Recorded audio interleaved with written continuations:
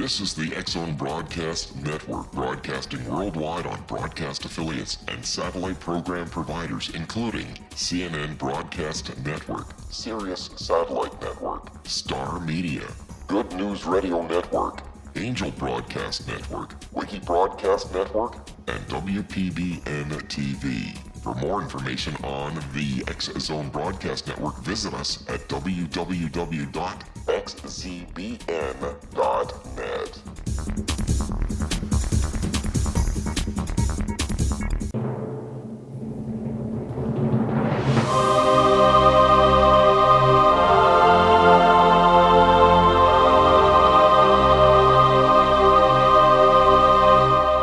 The Science of Magic with Gwilda Wiyaka is largely an opinion talk show. All opinions, comments, or statements of fact expressed by Gwilda Wiyaka's guests are strictly their own and are not to be construed as those of the Science of Magic or endorsed in any manner by Gwilda Wiyaka, REL-MAR McConnell Media Company, its affiliated networks, stations, or employees.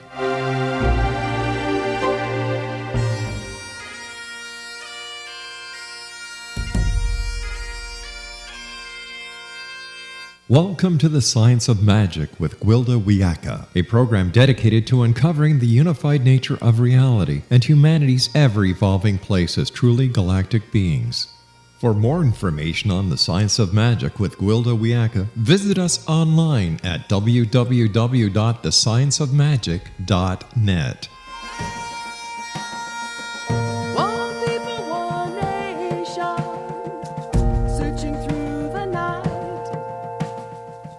Hello, dear friends, and welcome to the Science of Magic, a program combining the science and magic of today's leading topics to co-create new solutions and promote evolutionary thinking. I'm your host, Gwilda Wiyaka. This hour we'll be exploring spirit animals, dreams, and prophecies. Across ages and cultures, there are reports of white spirit animals being born to herald times of change. From the white buffalo calf to white elephants, these animals have been seen as sacred prophets by shaman and medicine people.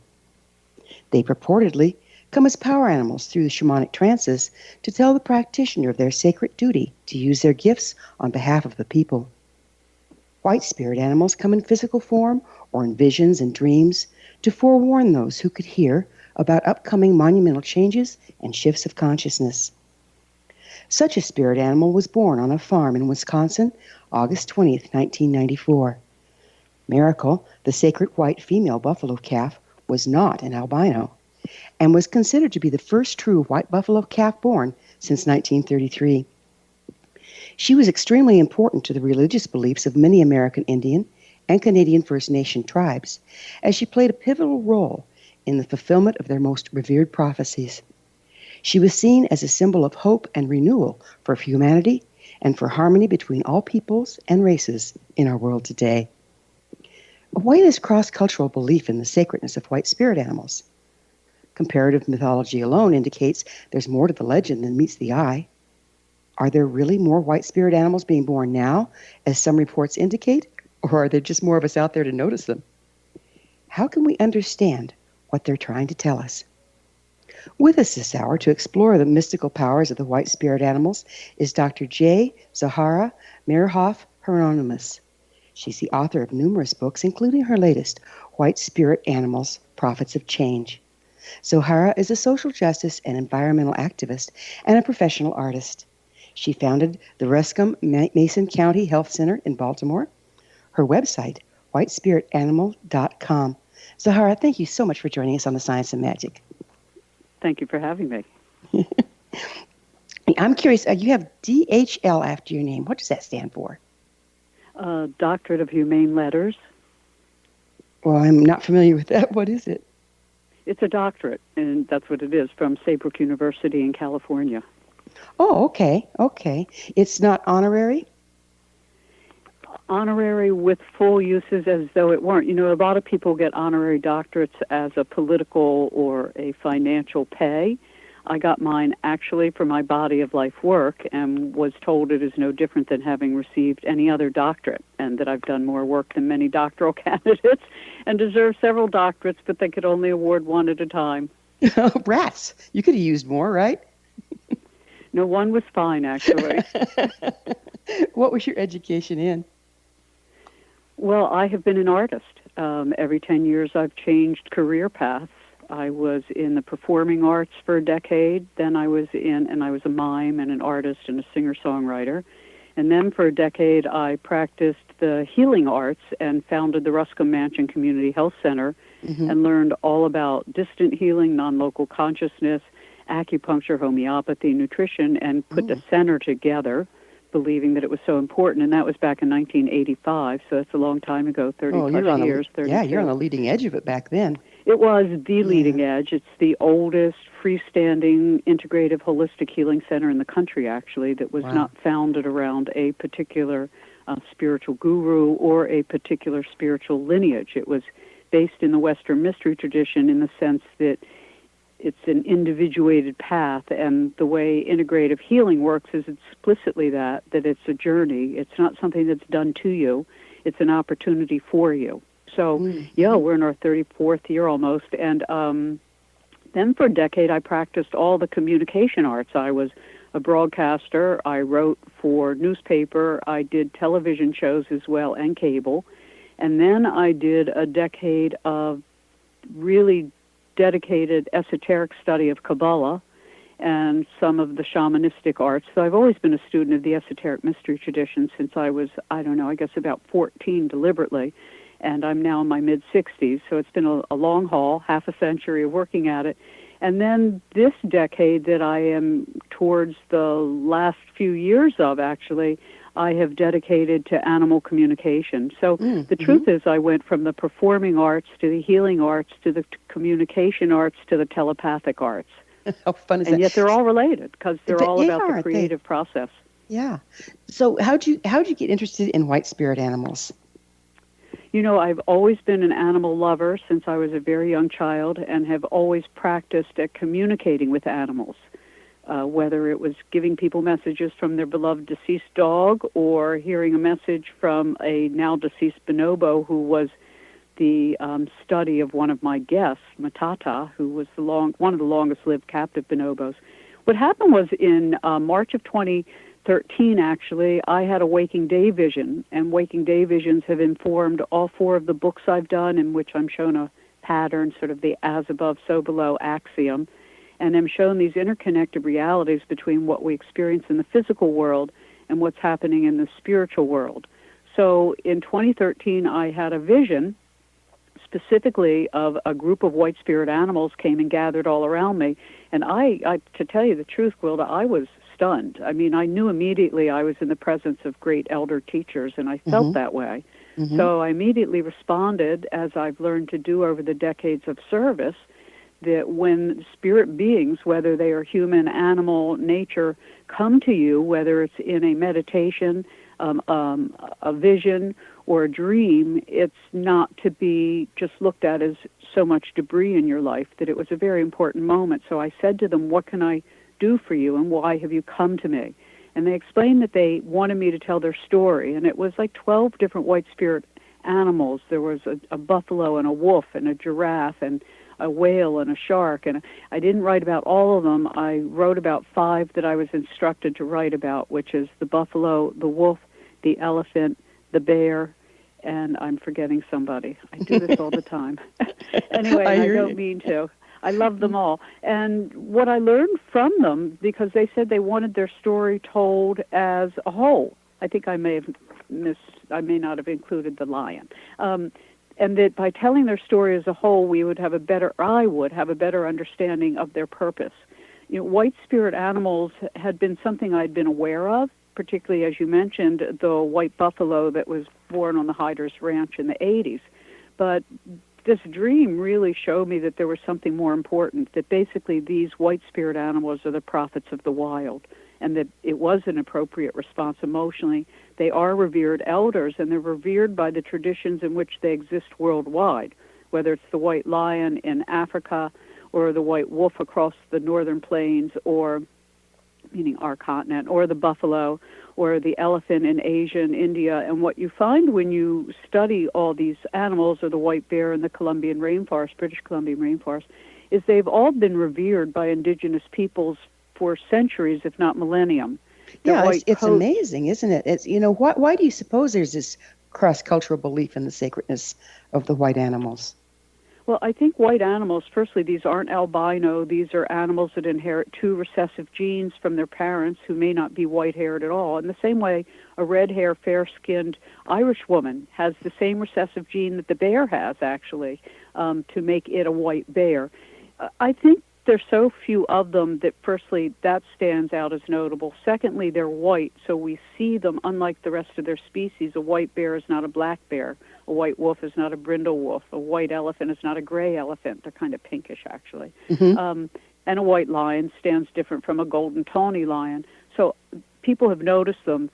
There is also the association with them in all of the tribal lore associated with each animal in their domain, their ecosystem, as being remnants of the last ice age. And it said that their white coats are to remind us of the time in which we had these, basically one could say, telepathic rapport with the animals with whom we lived, that they were not looked at as beneath us, they weren't looked at as less conscious than us, they weren't looked at as not having the right to exist like we do, which is a very modern kind of entitleism that was totally the European culture.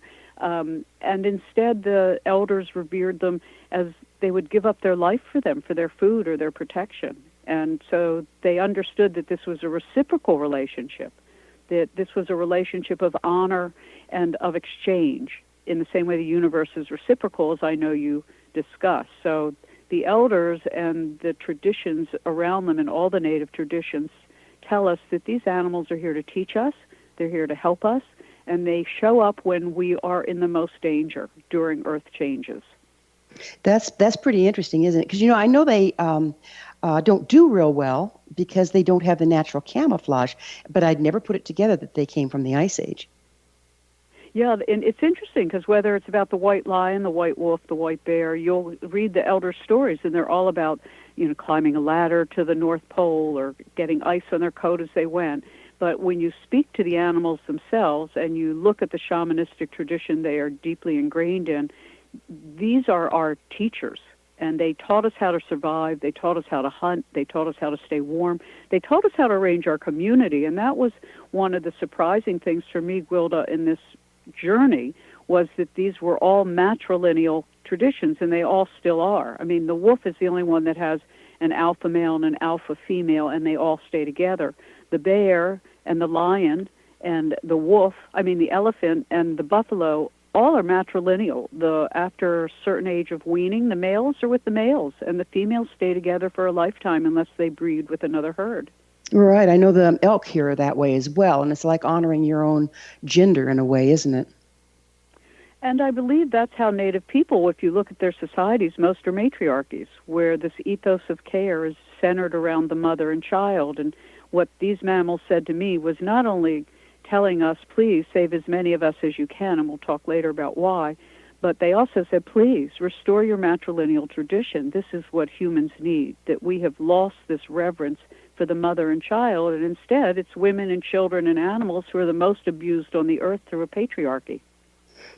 I think the men are pretty well abused through it too. but they are, but in a different sense. Yeah. Well, you're right. There are male victims all over the world being shot for just standing where they stand. Exactly. Well, we're going to have to take a break from our conversation for a commercial time, but Zohara and I will return shortly, so don't go away. You're listening to The Science of Magic. Our current episodes are internationally broadcast and aired daily through the X-Zone Broadcast Network, xzbn.net. The X-Zone is based in Hamilton, Ontario, Canada. In service to our listeners, prior innovative episodes can always be accessed free of charge on our website, thescienceofmagic.net, and I always love to hear from my listeners. You can email me at info@thescienceofmagic.net.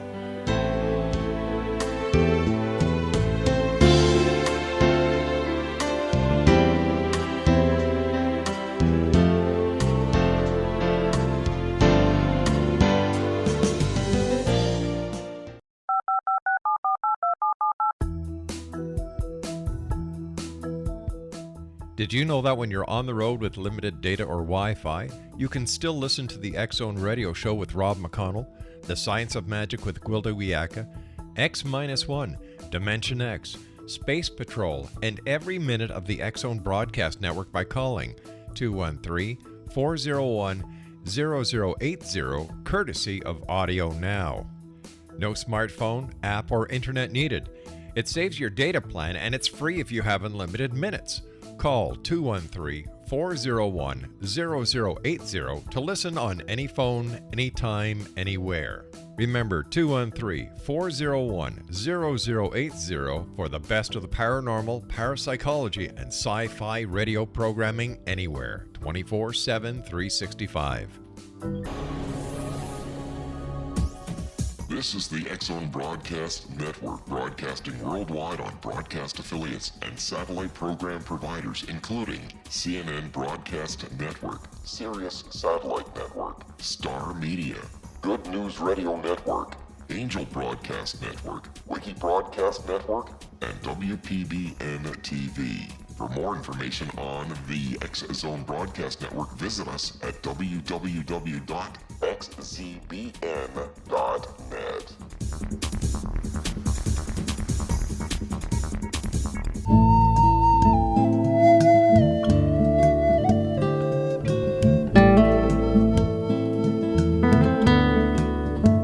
Welcome back. This is the Science of Magic, dedicated to unification and evolution of consciousness. I'm your host, Gwilda Wiyaka. Our guest this hour is Dr. J. Zohara Meyerhoff Hieronimus, the author of White Spirit Animals, Prophets of Change. Her website, whitespiritanimals.com. Zohara, we were getting into the how some of the message that you're getting from the white animals is to go back into a matriarchy. Would you mind continuing with that? Well, it was the surprise. You know, people often say, well, what surprised you in this journey? And I always say, that surprised me. Going into writing this book, when they said, if you tell our story as a group, you'll better understand our purpose, had I not, I probably wouldn't have seen this. A matriarchy, unlike people's misgivings or their misinformation, is not about women being in charge. Matriarchies are lateral arrangements of consensus by self-governed people. That is essentially what the Western Mystery Path establishes, is that each of us, and this is what the native traditions teach and believe, that each of us is obligated to come into self-mastery. And in coming into self-refinement and our management of our own emotions and our own inclinations, and to do good, to be of service, to be humble, all these wonderful attributes we work towards, if that's our choice, which for many of us on a deliberate conscious path it is that a matriarchy says that we are all equal, but we all have equal responsibility to managing ourselves. It's not a hierarchy that is hierarchical in the sense of a vertical arrangement. It's very lateral. So in the indigenous traditions and in the white spirit animal traditions, it is the female elder who teaches the entire herd how to manage themselves, how to arrange their society, how to hunt, how to play, how to groom, how to make shelter. And because of this, the entire management of the ecosystem is dependent on the elder female in each of these herds being cared for. So the entire herd, whether it's the bears, well, the bears are different because they live in very small clusters of a mother and her two cubs, and there is no, unlike the Goldilocks story, there is no stay-at-home father bear. There's no papa bear in the man's den, in the cave, the man cave, I think they call it. It's actually a female cave where the baby cubs will stay up until 2 and 3 years of age, and then if they're female, they'll tend to stay around until they mate and start their own family. If they're male, they go out early, and they find other male bears to travel with. So in matriarchies, it's understood that the female elder is the arbitrator of who's in power, who loses power, in the animal tradition as well. And in indigenous peoples, in the League of the Iroquois, we see this, that the women were the landholders. The women were the deciders of who would be what within the constellation of their community. But this isn't universal among the white spirit animals. You know, like you stated, the wolves have alpha pairs. I mean, it's not universal. So why are you getting... But it is still a matriarchy. I have to clarify that, because they have an innate wiring of appreciating that without the female, there's no continuance of their lineage. And that would seem more like equality to me than I think a matriarchy. The wolf is, because, and that's what I said in the beginning, the wolf is the only one of these 5 apex guardian mammals, and they're apex because they are the apex guardian of their ecosystems. So not only are they white, not only are they rare, not only they are in matriarchies, but other than the wolf, which is true egalitarianism, and I think represents exactly how we need to conduct ourselves. But in any event, they are the apex of their ecosystem, and without them, that ecosystem collapses. So they are also, many of them, represented in the star systems above us. Right. But this was their teaching, not mine. Yeah. Let's change gears just a little bit. Where did you get your shamanic training? I can't say I've had any specific shamanic training, nor do I claim to be a shaman. What I did intend to do for this book was use the talents I've cultivated over the 50 or so years I've been doing this work of dowsing, radionics, healing at a distance, far-seeing, remote viewing. I've done all of these things and had the privilege of being trained by the teachers of the teachers. I'm very lucky in that way. But I have always had these skills. Since I was a young child, I've talked to the dead. Since I was a young child, I've given animal messages to people who are alive. But if you don't have training for the checks and balances, how can you be sure of what you're interpreting? You know, when you've practiced any art, that's like asking a writer who didn't go to school for writing how they become such a great writer. They'll tell you, I wrote every day, most of my life. You know, when you cultivate your own innate talents, and that's why this is so important and why I did this, I wanted to see how do shamans, medicine healers, use dreams for healing, like the Greeks did, like we all did. Traditionally, humans are designed to use dreams for healing. And I wanted to show that dream telepathy, unlike waking telepathy, which I do for people for free, I always do all this work for service, is something any human can do. And that's why I specifically wrote this book in that fashion, was using dreams as a method of communication, because if everything is one, Gwilda, and consciousness is basically an intermeshed network of light that's kind of like signals sent and signals received, then it means anything any human focuses their attention on and has intention to be true to what it is that they're doing and whatever it is they're collaborating with, we have the opportunity to learn. So this is why in all of Jungian therapeutics and in many other psychological modalities, they encourage their clients to use dreams for their healing. Dreams are amazing things, and there's lots of different kinds of dreams. We have dreams that we just get as individuals. There's shamanic dreams that you intentionally go out, and then you have to interpret what's coming. And I understand the white spirit animals can come to us in all kinds of dreams, in daydreams, in visions, in night dreams, in shamanic journeys. How can you tell what they're trying to say? You know, it's a great question, and people ask me this all the time when I give classes on, how to talk to your animals, how to know what the tree is telling you. I really believe it's all in practice, because you have to, over a period of time, learn the difference in your own anatomy between projection, imagination, and reception. Yeah, and very good not point. Not everybody receives in the same way. Some people will hear something. Another person might see something. Somebody else might actually smell something. The way I work is I work with my eyes completely wide open, and it's almost like somebody puts a big screen in front of me. And not only do I see the story of whatever it is I have come into rapport with, I hear it. I'm almost like watching a foreign film with, subtitles, only the subtitles are their language translated into English for me. How can you tell, though, if what you're seeing is literal or metaphorical? Another great question. Again, practice. What I have found, and this is what Ingo Swann, the late visionary artist, etc., maverick, who helped create, along with Russell Targ and others, the protocol for remote viewing back in the 1960s when the CIA first recruited them to do this, is to practice non-judgment. The big thing is to just look at what you see and not judge it, not label it, not name it, just experience it. And over time, what I discovered for myself, again, it may not be true for other people, is that my first impressions are the most accurate. But as soon as I try to figure it out, that can't be true, the elephant telling me that they fly, that's impossible.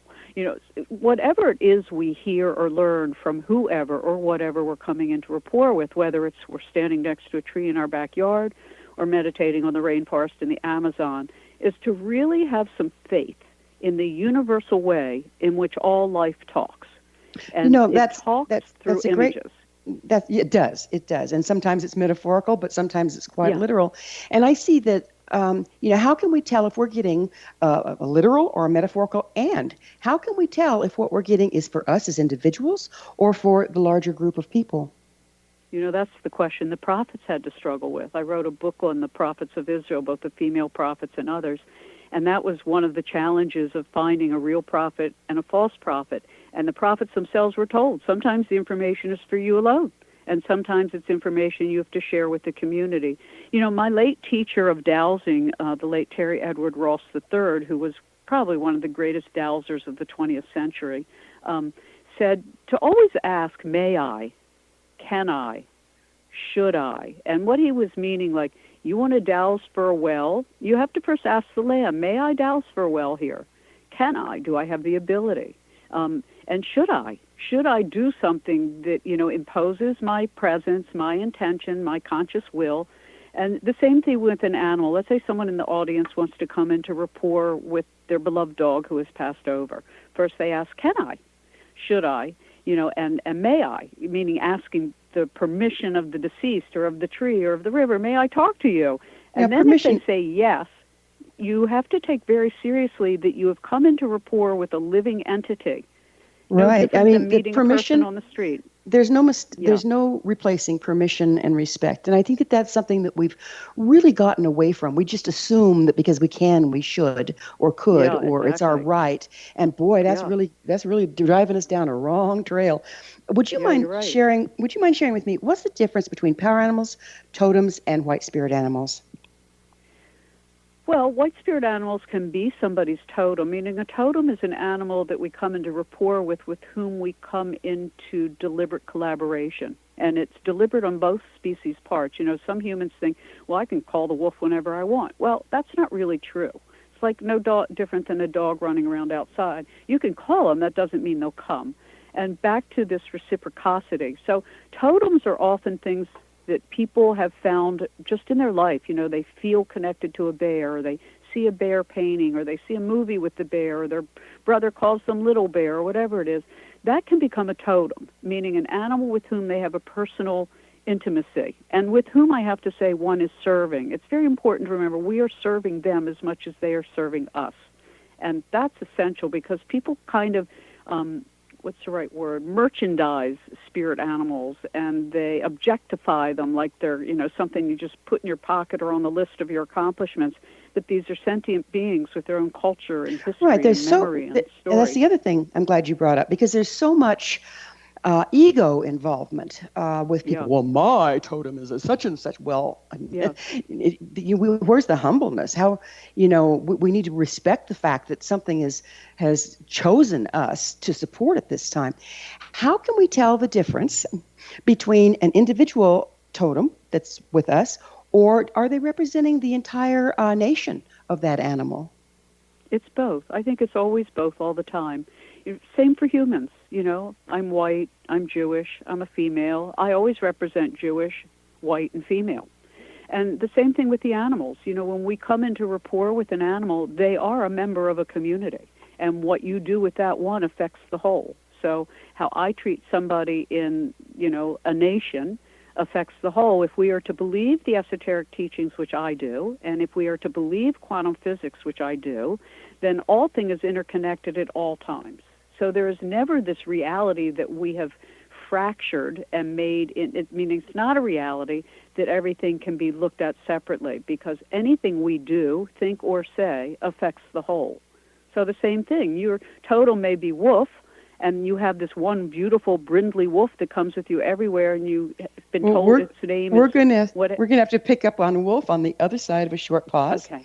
Zohara and I will return to our discussion on the other side of this break, so don't go away.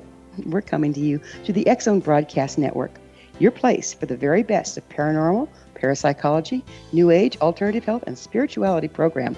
Don't miss the other fine shows and hosts on xzbn.net. You're listening to The Science of Magic, your resource for creative solutions in a changing world, thescienceofmagic.net.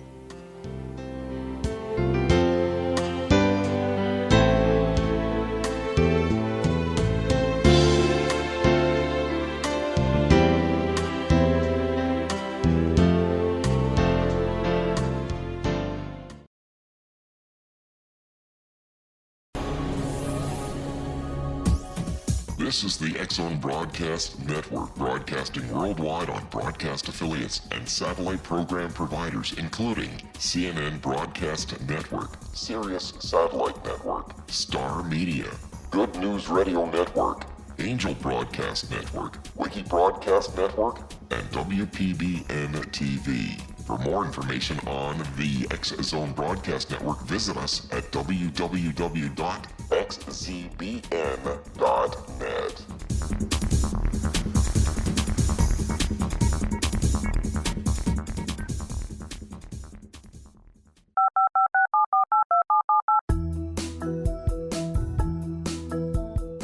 Did you know that when you're on the road with limited data or Wi-Fi, you can still listen to the X-Zone Radio Show with Rob McConnell, The Science of Magic with Gwilda Wiyaka, X-1, Dimension X, Space Patrol, and every minute of the X-Zone Broadcast Network by calling 213-401-0080, courtesy of Audio Now.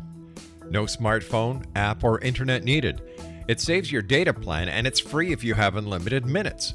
Call 213-401-0080 to listen on any phone, anytime, anywhere. Remember 213-401-0080 for the best of the paranormal, parapsychology, and sci-fi radio programming anywhere, 24/7, 365.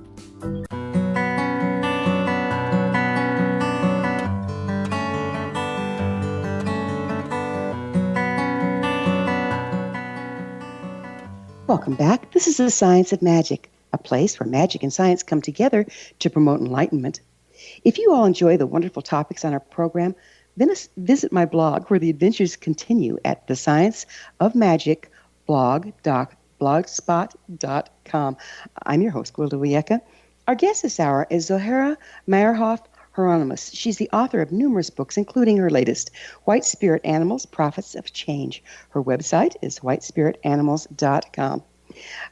So why do you, speaking of which, Zohara, why do you call the white spirit animals prophets of change? Well, I believe from everything I've learned and studied is that the white spirit animals really are the prophets of their species and the prophets of the wild. In the same way humans have prophets, people that are gifted with a particular capacity to see beyond their local environment. That's the primary thing a prophet does. As a shaman does, is to gather information outside time and space that most people are constrained by. The white prophet animals are members of the, what's the right word to use? Constellation. The same way they're group souls in humanity, like we're probably in the same group soul. Thousands of us who come and go from incarnation to incarnation together to accomplish certain work, to make right work we've erred in the past. I believe the white spirit animals are a group soul of elevated animals that have committed themselves to A, being vulnerable and seen, B, having great responsibility to the human community, and everything associated with them is that they come when we are in the midst of earth changes or very difficult climatic disruptions or the loss of our own ethical and moral rudder. So you think that we're in those kind of times right now? No question about it. In my mind, you know, from a Kabbalistic perspective, which I have been a lifelong student of, the tree of life are these 10 sephirot, or spheres of light, that are built like the anatomy of the human. There's a head and 2 arms and a chest and a stomach and generative organs and legs and feet. We are, in terms of the time span of incarnation within a Kabbalistic structure, in what's called Yesod. Yesod is the generative organs, and we are moving now into the bottom of the tree of life, the feet, which is called Malchut, which is the kingdom, and it also represents women and the moon. And in the next 200 years, we'll firmly be in the age of Malchut, which is when women and men will be equal, and women will come into complete and total leadership and being honored in an appropriate fashion, meaning we will finally walk our talk. So change is upon us, and we're in a sixth extinction physically. We are losing 27,000 species a year against a former background rate of 1 to 10. It's an accelerated die-off. Paul Crutzen, who got the Nobel Prize for his work in ozone, has named this Anthropocene, which is to suggest our impact on the environment since the 1800s is severe enough to call it, the human-impacted ecological time period within a interglacial age. But, okay, so there's no question we're in for big, big changes. This, at least if you study the Mayan calendar and various other forms, including the horoscope, the ages, this seems to be a cyclic thing, whereby we move in and out of the galaxy, areas of the galaxy that supports either a masculine dominance, a feminine dominance, which I believe we've been in, and I think it's been every bit as damaging as the masculine one, to a time of balance. So as we move into the age of Aquarius, that's a time of balance. Are we talking about the same thing here? We are. The question of balance is everybody is male and female.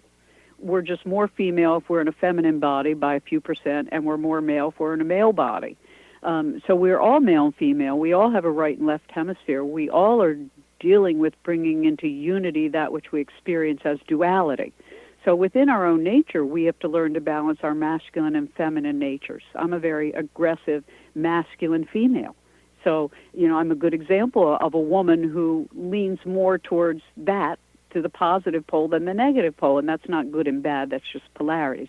Mm-hmm. So I don't disagree with you in that, but there are stages of evolution that take place in order to ground something, and if a needle has swung far to the right, in order to come to the middle, sometimes it has to swing to the other side and then find a balance.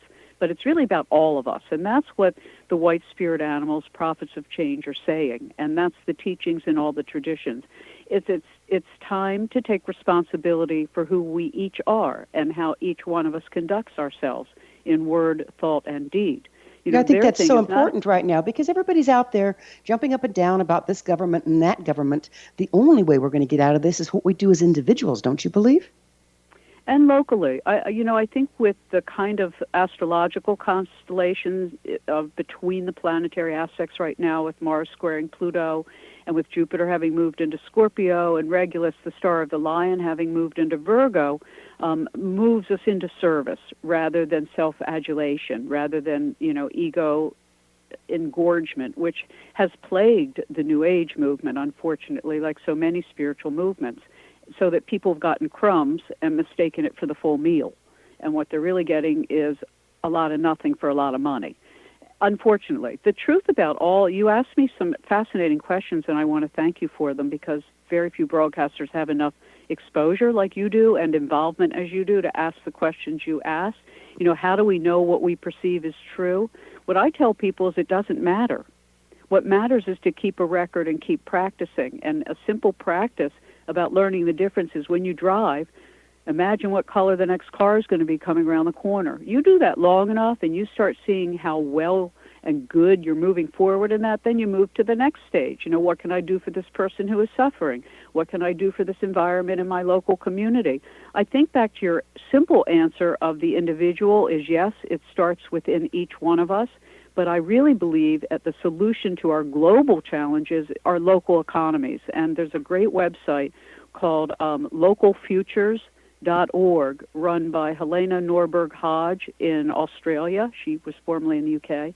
And they have proven that if we restore local economies, whether it's in India or Africa or Baltimore, we will have a vigorous community of people in good relationship to each other. And to bear this out after the big hurricane in Texas hit, the communities that did best were communities that already had community-supported agriculture, CSAs, already had farmers markets, already had group co-ops. Within 3 days, they were up and feeding and sheltering and taking care of each other. So exactly, and that's where we need to move. Go back to take care of ourselves and each other, and then the health of the individual. Yeah, the health of the individual community is going to then help the individuals within the community. We've just gotten too spread out. So Well, Let's also, go back the to global economy destroys the local community's sovereignty. It indentures you to the World Bank or the IMF or some other corporate all those apparatus. illusionary things. Let's go Well, back to it's not illusionary. The reality is that the corporatocracy is very firmly in control of the governments of the world. I would like to get back to white spirit animals Sure. because that's what we're dancing with here. So, do you think there's really more of them being born right now than in times past? No, I think every age is a challenge if we are awake. Because if you're awake, you're going to see the imperfections. And each age offers its own solution, and each soul comes to correct whatever it is they need to, and we're each having experiences that we need to have for whatever reason. Well, you chose 5 particular spirit animals, white spirit animals, to focus on in your book. Why did you choose those 5? I didn't choose them. They chose them. I mean, people will say, well, how do you know? Well, out of the 12 or 14 that showed up, it was very clear to me that the bear, the lion, the elephant, the wolf, and the buffalo wanted their story told. The bear is really the master of healer, and the lion is the healer of the heart, and the elephant, in my way of thinking, is the most compassionate being on the planet. Aren't they amazing? Teaches us what Buddhists emulate. The wolf really is the guardian of life and death. Anubis is a wolf. That's the short story. And buffalo, in the sense of the northern continent, are essential for us to pursue our spiritual role on the planet. Buffalo are the restorer of spirit, and they're also the cultivator of soil. And that's the message. The fact that buffalo are rising in the United States, that there's an effort to preserve them, that the former President Obama named them our national mammal, the fact that they're being bred, that there's so many now white spirit animals. Cynthia Hart, who I discuss in the book extensively, has the White Bison Association now settling around the mounds in Ohio. The buffalo and the white buffalo calf woman, the Lakota prophecy story, is very important. So each of these mammals, have been exposed to humanity for a very long time, and more people than not have been exposed to them in their own native habitats. But they are the ones that chose which of the mammals should be written about together. So do you think that they're holding a particular frequency between the 5 of them that we need to have present right now?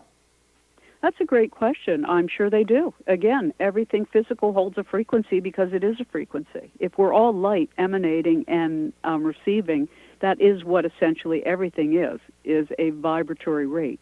So when we change our vibration, and back to the Maya, they say that we're now in a recycling every month of we're at a highest frequency this planet can receive and be able to withstand it. I mean, it's called the 9th wave. That other cycles were millions of years, well, first billions, then millions, and hundreds of thousands and hundreds. Now we're down to every 30-plus days we recycle. So they're telling us that every 30 days, each one of us, like with the moon, the new moon to the full moon, is a time when we should be going out into the world and creating things and being, bold about manifestation. From the full moon to the new moon is when we should go within and retrieve and come back. So I think that even the Maya say that we are now being put back in harmony with the moon, which the Gregorian calendar took us off at. So the mammals all follow the lunar tide, and they are all lunarly driven beings. Humans, for the most part, many of us, no longer live in association with the lunar cycle. So yes, and they also each, for the most part, not all of them, the elephant, I haven't found the right star system, but the others are all represented in the heavens above us. So they represent, so the white bear represents the whole entire northern pole, or the pole star, where all our continents come together, where everything on Earth, all the longitudes come together. You look at the elephant, and its role in Asia and India for Buddhists and Hindus worldwide is they have always taught us how to show maternal care and how to keep community together, how to revere the elder, how to treasure our youngers. They're just the most compassionate beings there are. And they are said to stir the Milky Way. So there they are in the middle of our galaxy. We have the bear at the northern end of our whole planet, and then you have the lion, who Leo next to Virgo. It's so interesting when you look at them astrologically. There's a lot there. So yes, I do think, to your question, yes, I do believe they hold a frequency, and yes, I do think there's a reason they're all related. The bull is Taurus. Anyway, there's fascinating stories in all of it. There is, and I'm wondering, and we're about to have to take a break here, but we'll get on the other side of the break. I'm wondering what we can tell about the support they're giving us by the combination of the frequencies they're bringing and the things that they stand for metaphorically, as well as how they get along on the planet. So we'll pick up on that on the other side, but we do need to take another quick break. Before we pause, let me remind you to check out the amazing upcoming Galactic Shamanism classes for both children and adults on findyourpathhome.com. Zohara and I will be back shortly, so don't leave us now. This is The Science of Magic, your resource to altruistic professionals of science and the esoteric working together to create common ground for the betterment of our world. Join our email family to stay abreast of all the exciting things we offer at thescienceofmagic.net.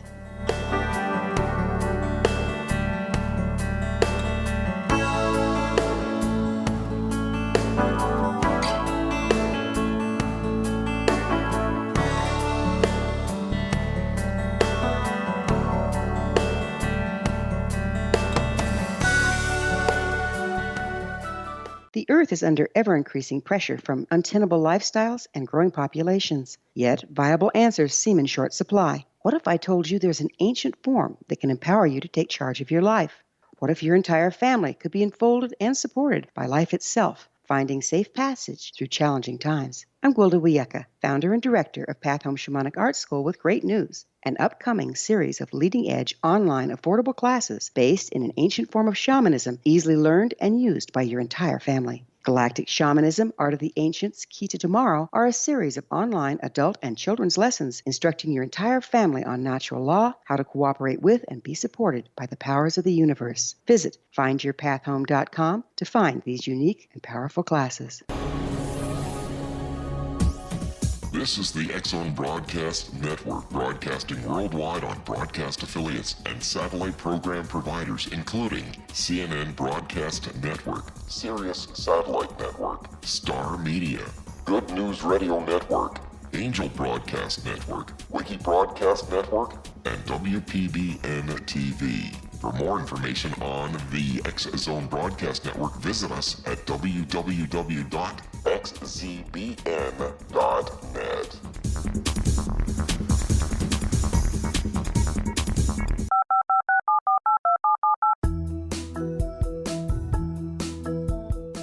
Did you know that when you're on the road with limited data or Wi-Fi, you can still listen to the X-Zone Radio Show with Rob McConnell, The Science of Magic with Gwilda Wiyaka, X-1, Dimension X, Space Patrol, and every minute of the X-Zone Broadcast Network by calling 213-401-0080, courtesy of Audio Now. No smartphone, app, or internet needed. It saves your data plan, and it's free if you have unlimited minutes. Call 213-401-0080 to listen on any phone, anytime, anywhere. Remember 213-401-0080 for the best of the paranormal, parapsychology, and sci-fi radio programming anywhere. 24/7, 365. Welcome back. This is The Science of Magic, bringing together gifted people of service to the world. I'm your host, Gwilda Wiyaka. What's up in your world? I always love to hear from my listeners. Email me at info@thescienceofmagic.net and suggest a topic or guest that's on your mind. I'm sure we'll all enjoy them. Our guest this hour is Zohara Meyerhoff Hieronimus, the author of White Spirit Animals, Prophets of Change. Her website, whitespiritanimals.com. So, Zohara, we were going into what is the conglomerate, if you will, frequency being supported by these 5 animals that brought themselves to you at this time, and how is that helping us move through these times of change? Do you want to explain to me what you believe to be the frequency? I mean, when you say frequency, that can mean so many things to so many different people listening. Sure.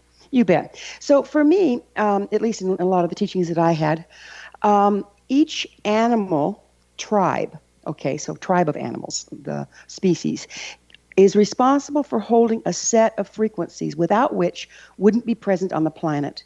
And that also described why sometimes different animals go extinct because the frequencies are changing. That they're always present at the energetic level, but they're manifest physically here in different groupings at different times to support different frequencies. That's what I'm talking about.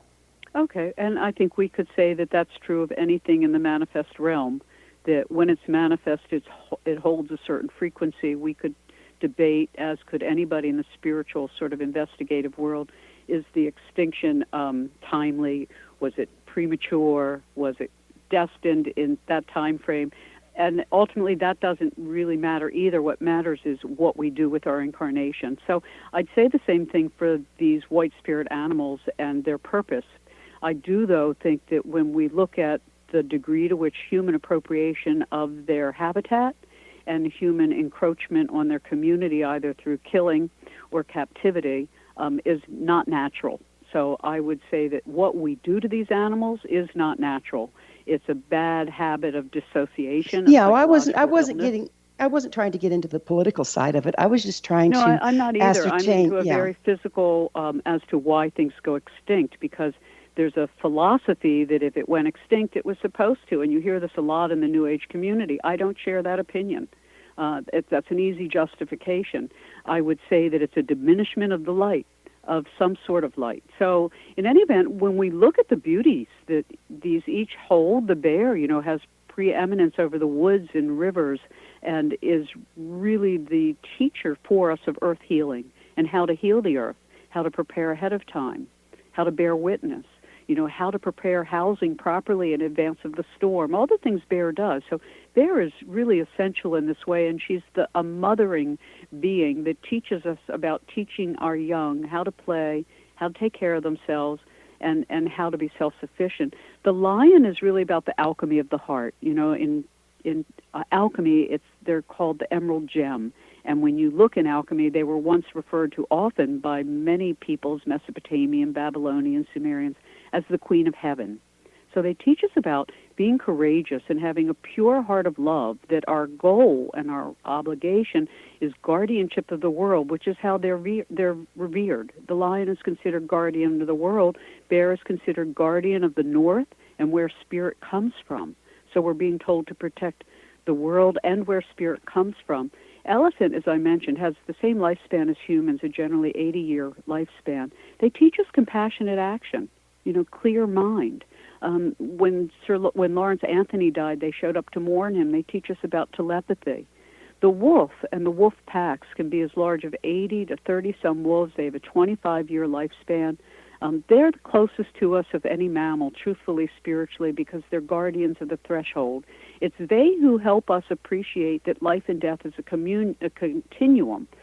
And so they're always there when somebody's crossing over or coming into the world, and they teach CPR, conservation, preservation, and restoration. And the buffalo I mentioned earlier really reinvigorate the soil, and they now know that without the buffalo, the prairies die. If we reinstall the buffalo into roaming migratory lands, we will have very fertile soils, which is really good for unstable climate. Each of these animals, when restored to their rightful presence in their ecosystems, will help these ecosystems remain resilient during earth changes. And buffalo, because they were so willing to give up their life for humans, teaches us what it is to have this vision beyond our single lifetime, that we are all, whether animal or human, here beyond ourselves. We're for everybody.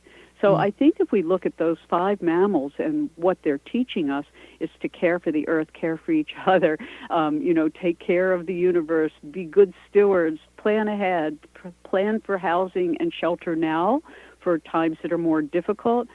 It's our noble-hearted guardianship that is at stake, and that we all have the capacity to do the work each of us is here to do. We just have to desire to do it. You speak of dream telepathy, to change gears a little bit here. What exactly is dream telepathy? Dream telepathy is a little bit like lucid dreaming, but not quite. Dream telepathy says you go to bed with a very particular answer, and if you're lucky, over a period of nights, you may wake up with an answer.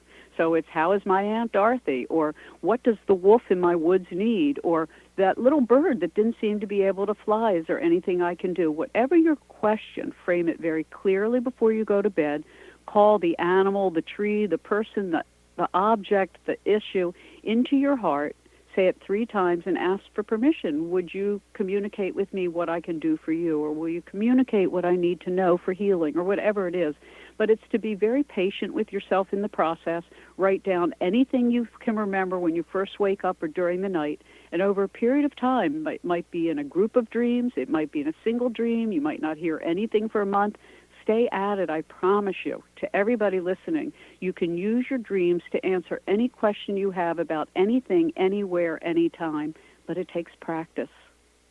So you're telling me that everyone can engage in this if they just practice it. Yes, I believe that. I think it's one of these inbred biomind superpowers, as Ingo Swann used to call them, like remote viewing or telepathy in the daylight. Yes, I do. I think it's one of the gifts we've been given that we've let atrophy, and that we should really invigorate in each of our lives.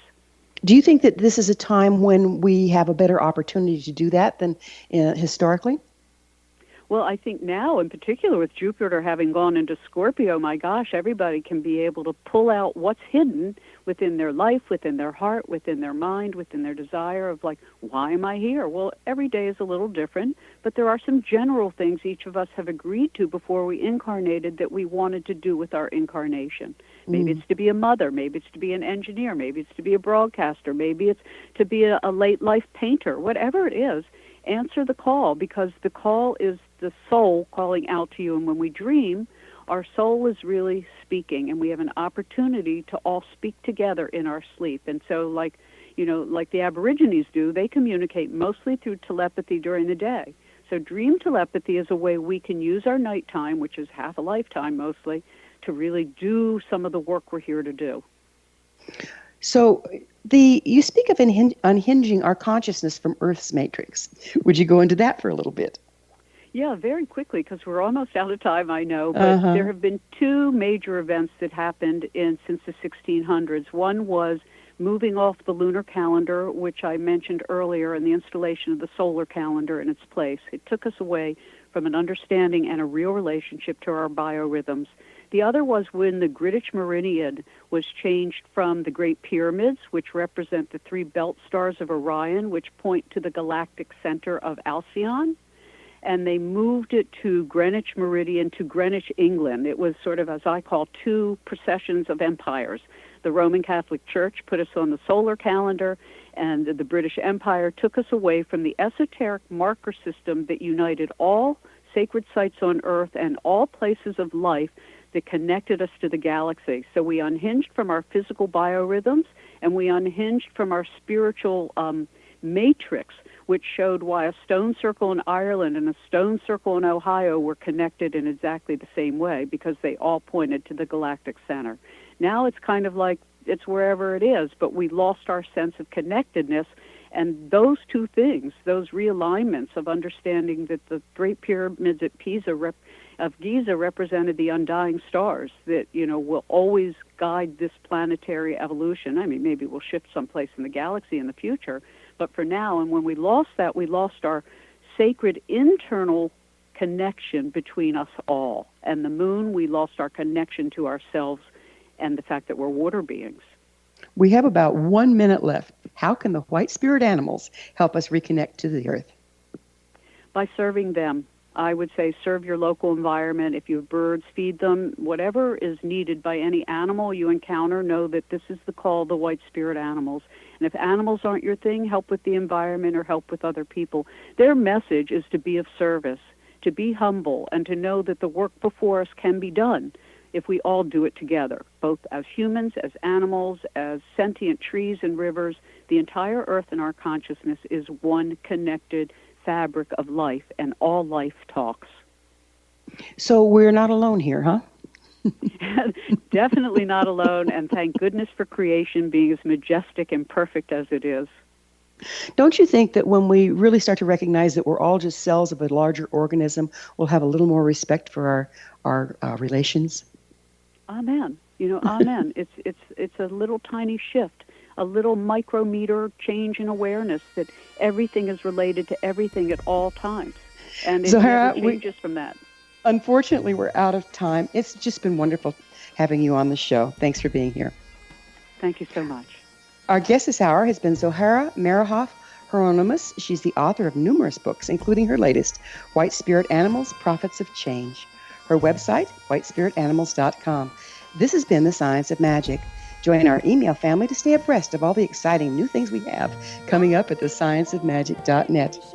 Until next time, dear ones, may you be blessed with knowledge and comforted with love as you listen to the wisdom of our animals.